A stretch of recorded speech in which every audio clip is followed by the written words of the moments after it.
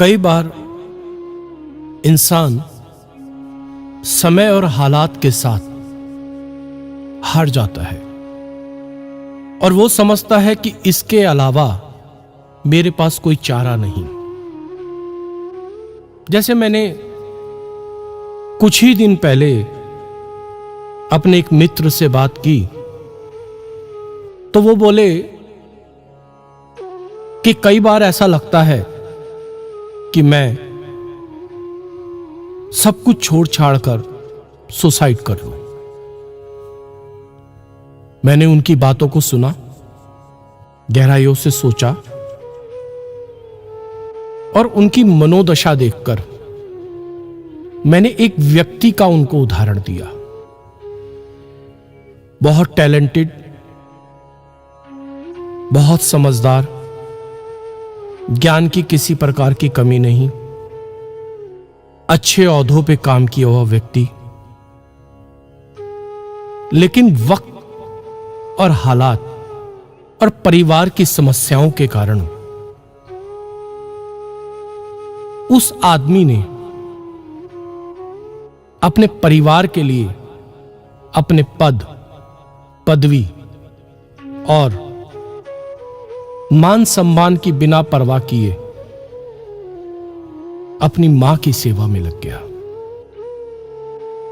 विदेशों में रहने वाला, लंबी लंबी गाड़ियों में चलने वाला, डॉलरों में कमाने वाला,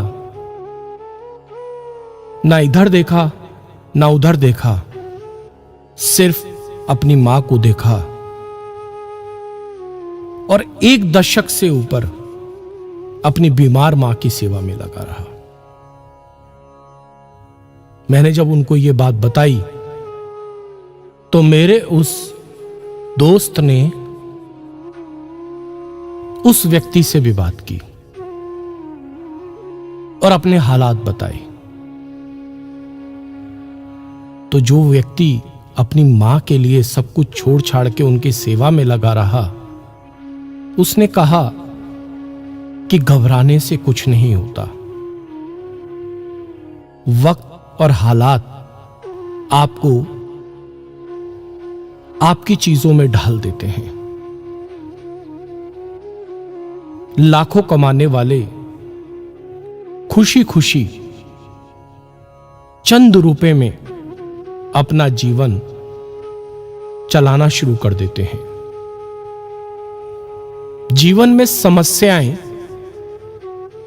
तो बहुत आएंगी, लेकिन उनका निदान हम ही को निकालना होगा। घबराने या परेशान होने से कभी जीवन चला नहीं करता। किसी एक बहुत अच्छे संत ने एक बात कही है, मैं इस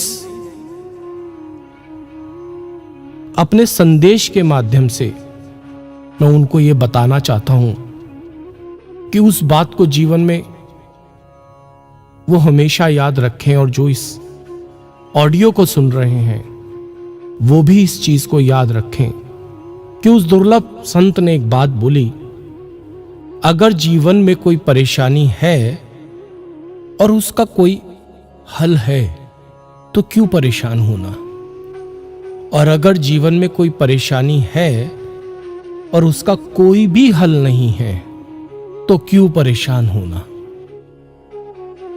हम अपनी परेशानियों के सामने अपने घुटनों को टेक देते हैं, हम अपनी हार मानना शुरू कर देते हैं। हम अपनी हार को ना मानकर उसमें से निकलने का रास्ता सोचें। इस लॉकडाउन ने बहुत से लोगों को हमारे बीच से, हमसे जुदा कर दिया है।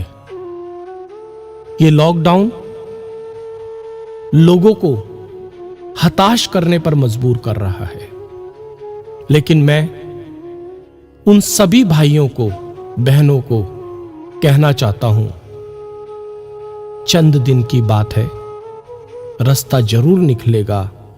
रास्ता तुम्हारे सामने है, आपको देखने की दृष्टि आनी चाहिए।